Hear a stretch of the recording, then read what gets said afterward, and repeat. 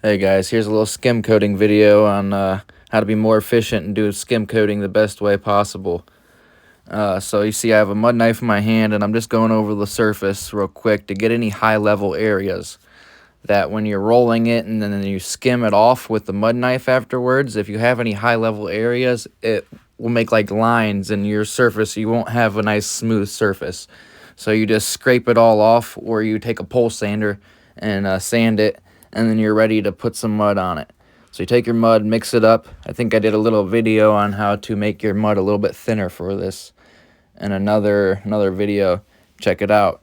So, but you dip your roller in there, 9-inch roller, at least half-inch nap, and then you get it soaked in the mud, and you start in the middle of your wall, Sorry, like and you need to do two sections, the top half and the bottom half. So you'll dip it once, do the top half, dip it again, do the bottom half, and then you go down your wall, spread it out equally, and then you don't want to go too far though, because if you go too far, it'll start setting up on you, and you won't be able to skim it off as good and as, what's the right word I'm looking for here, as like smooth and as crispy, I guess I'll say. I go to that one all the time, crispy baby. So you see here, I'm skimming it all off now. And after I skim some of it off, I'll go around the top and the bottom where you can't reach with a roller without hitting the trim and getting it like on the ceiling. And you kind of like cut in with some of the mud on your mud knife, and then you just skim it all off. And after you skim it off, you take and put it back in your pan like I'm doing there.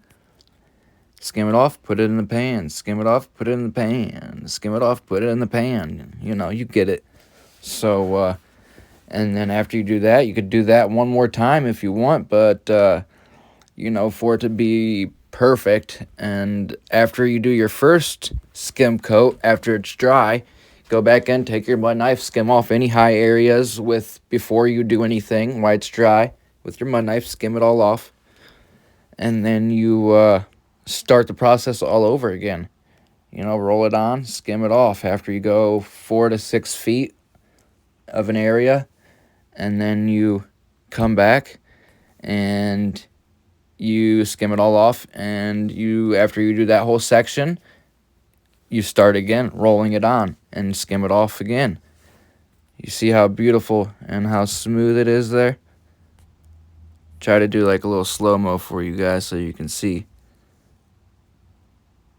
But yeah, and you can see on the other wall, look at the imperfections. So what it was somebody had painted over wallpaper.